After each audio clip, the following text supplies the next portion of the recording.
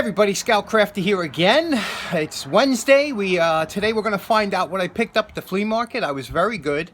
Not really buying any tools anymore because I figured out at 3 restorations a week, I have enough tools to last me till I'm 172 years old. So I won't be buying many tools, but some things you just can't pass up. So let's go downstairs and see what I got. Okay, we're downstairs. Let's see what we got. I was very good. Like I said, I'm not buying a lot, but you know, when you're cooped up for as long as we were, and boy, a lot of people were really doing well as far as the sellers. They said this is their best 2-3 weeks in years.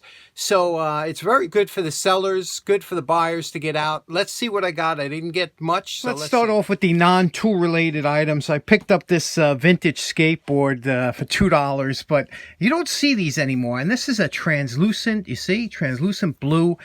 These clean up real nice, but it's got some issues. But you know, I like these as a wall hanger because, you know, these were back in, this is probably late 60s, early 70s vintage. Always like. Next up, you know, I don't know why I did it, but I just liked it. And I liked it because I think both my girlfriend and I both like this, and very rare that we both like something at the same time.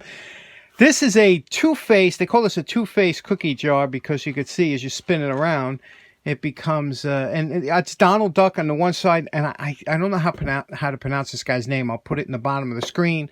But the other guy, this was like his friend, and it's got some issues, you know, some paint issues and whatever, but I don't know what, these are from late 40s, you know, and these could go up in price depending on the condition, but I paid $23 for this, and you know what, I just like it. I like it, right? I don't know why. It's one of those things that, you know, and I'll tell you something. I don't think there was anybody that walked by there that didn't look at this thing and say, oh, look at that. I never seen one of these. Did you? Okay, now on to the tools. I picked up this Tubular hacksaw. It's funny because the woman that had no idea. She asked me, she says, that's not a gun, is it? I said, I don't think so. But it is pretty interesting because it has knurling on it. You could see here what type it is. I guess you could put any size blade in there. Pretty interesting. This and this, these were $2.50 each. I think we're going to be doing this today. This is a nice, we'll talk about that when we're doing it, but it's in real. I just like this one. I like the size of it. It's from England. We'll check those out. Now, the last 3 tools I got from the same dealer, and this is a leather-handled, tight, you can see what I paid, $5 for a S-wing hammer. And what do you think? You think that was a decent deal? You know, it's got, again, some issues, but this is the kind that you really enjoy restoring because you don't have to worry about messing it up. A $5 hammer, and, you know, with the leather. We'll check that out. I don't have enough knives, right? But I'm looking at this, and I of course, you have to pull it. It's a little loose, but we've dealt with this before, right? Pull it out. It's got, you know, I don't see any holes in the handle or anything. It looks like a nice blade, nice profile, not worn out. It's sharp. You know, and I said it's made, if you look over here, can you see that? K-bar. K-bar knives always hold their value. So the guy wanted like $28. But when I bought the other tools from him, he goes, you know what? If you want that knife for 20 bucks, you can have it. So I bought it. $20 K-bar. Nice. We can do this up one up. That nice, same dealer also had a $1.99 tetanus special. And I think I did one of these before in another video, but this one looks like it's got some residual blue paint. You see that? I wonder if they did come in a blue color or whatever, but this one's nice. And this is the last tool I bought. Now, I don't know if you ever seen one of these before. This is it's a kit. I have a small kit. I've never seen the double kit, which means it's got the small and the large together. And what they were these were, you took here, and you could see they were, it was like, you know, an adjustable type, a wrench that had multiple sections to it. So you would take out your, like here, this is 1 1/4 inches. If you needed 1 1/4 inches, and then you would just place it onto the handle here. And now you had 1 1/4 inch wrench. And you know, it's funny because these things have become quite collectible. And it goes, I got the most of this set. I only see one slot missing, but I don't know what. And you know what's funny? It even had the alligator. You see here, it even had the alligator or type jaw on here that you could fit on. So the only thing I think I could be missing is maybe one of these for the smaller ones, because you see this is for the large from up here. And this one here, you see the 11/16 here, this is for the smaller one. And again, they would put on here like this, and now you had a wrench, and without having all the handles, you know, you could fit a lot of wrenches in a small area. Now, here's what I think I'm missing. I'm missing, and here, it's so funny about this is a patent pending, it says over here, and which is always interesting. But it would come with a straight and a angled handle. So I think I'm missing the straight handle, which for this, which is an easy fabrication to make, and I might be missing one, maybe one of these. But I have the small set upstairs, but that's an interesting set. This was expensive. I paid $40 for this, and you know, because it is, you know, and I don't like to buy quote-unquote collectible tools, but we'll clean these up, and you can see here they were interesting. You can see the milling marks that they had here, how they made this thing. Pretty, they are very interesting, and we'll have more history on this when we do this project in the upcoming future. But you don't even see it usually with the case, you know. And the guy said the only thing that's missing is the cover for the case. But interesting, right? Okay, so you can see we got some pretty good projects coming up, and for today I wanted to tackle these pliers. And you can see here it says that these are Topspec, and they're made in England. I've seen them made other places, but I just like the style, the thinness of these. They're very tight. You know, not tight as far as opening, closing, tight as far as there's no play in them. So they seem like a quality pair. But what I wanted to do is, you see these facets here. These facets always give you trouble if you try and do them when you're new, because you always wind up rounding them over, and you see these lines. You know, you want that line to be straight, but it's hard because, you know, it's tapered. So, you know, I'll show you the way I found that it really kind of works well for me. So let's get over here, knock these out, and hopefully we'll make these look like new.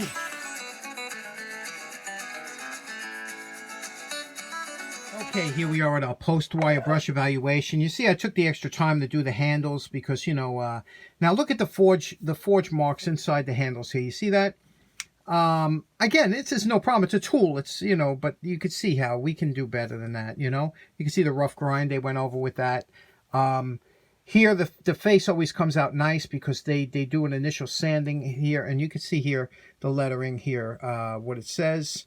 And it's Topspec. And now, this is the angles here. And you can see, if you look at close, you can see there's a little dip in this one side here. And, you know, those are the ones, but you want to try and follow it as much as you can. Because, you know, this gives a nice look, a nice appearance to the pliers. So let's get over and I'll show you the way I found. I used to use the belt sander. I used to use the belt sander here, and to get this angle, again, to get this perfectly here and then go back and forth like this, touch, you know, but if you're off by 1 degree, that'll change that whole line. So it's very difficult to do. The flat ones are easy because you can kind of judge the top thing and get the flat like that. But for these angles, it was always hard, especially when it's running, to get that angle right. You know, and sometimes you get a wavy line. So, you know, with these faceted pliers, it's always it was always difficult. So let me show you a better way I found to do it.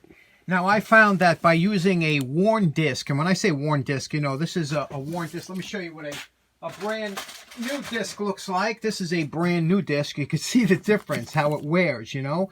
And when it wears, it gets a nice curve towards the end because they wear from the outside in. So you get a worn disc like this. Now, this is not going to take off hardly anything, but what it'll allow you to do, it'll allow you to follow the contours without taking off too much material. And I'll show you how. You're going to hold again, this is why I like the paddle switch, but this is a angled die grinder works much better, but unless you have a compressor, you know, you need a good compressor to use those. But what you want to do here is you can use a block of wood to prop up the one side here and hold it down. You could use a clamp, you know, one of those clamps to hold it down, but you want to get this so it's pretty much level here. And then what you're going to do is you're going to, as this is running, you're going to drag it across the angle like this, and very lightly at first, so you can see if you have to make a 1 or 2 degree turn from the angle grinder, and follow that angle straight down. And believe it or not, it's easier than it looks. And when you do it, you'll see it from the top, you know, where you're hitting, and you can make quick adjustments and then just drag it across. Because it's a worn disc, you're not going to be taking off a lot of metal. Now I'm filming this. This is actual time. It's not sped up, and this is exactly how long it takes to do one of those facets. But you can see here, I'm dragging it across lightly. I'm using about a 120 grit worn disc, and you can see it's not taking a lot off, but you can see a little bit of sparks there. But you see I'm just dragging it and pulling it straight back and until I get that nice line on there. And when you're happy with it, you just flip it around and you're going to do the four corners, the four sides. But you can see here the results are very nice with just that angle grinder.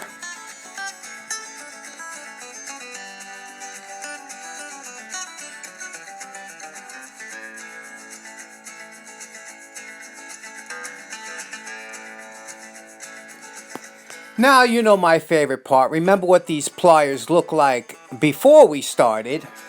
And we are calling this project done. This came out real nice, you know, as we know we would. Look at we did nice polish on here, front and back, okay? And now look again, the lines. You see the lines here, how that angle grind, even though it's a curved disc, it keeps all the flat lines. And then obviously everything's polished out nice and smooth. Now look at, I didn't go crazy on the inside of the handles, but what a difference it makes, you know, when it's shiny in there and the handles come out nice. And there's a curved area back here that you can hit on the belt, but this is flat. So getting all these angles correct, and you wonder why, you say, why would you spend that kind of time on a pair of pliers that really aren't worth much? But this is all practice. So this way, when you do your 100-year-old Kleins, you don't mess up. You see how we kept all the lettering nice and crisp, you know? This is all practice, you know, that's all we do here. And it looks real nice. It's a nice pair of, I like these. I like them because they're thin and they have a, you know, again, they're real quality. Let me show you how they cut. These cutters on the side always cut phenomenal. Look at this. Oh, I mean, just 1, 2, 3. The cutters here, look at that, how that's snapping. You know what I mean? That's how you know it's a good cutter. Great pair, Topspec. Really never heard of them before this. Beautiful pair of pliers from England. My friends on the other side of the pond. I wonder if you see these often, but see how just a regular pair of pliers can really make your day. Anyway, I really enjoyed doing this. We had a little short one today. I hope you have a great week. We still have a half a week to go, and I hope you're enjoying it. Thanks so much for tuning in. Take care now. Bye-bye.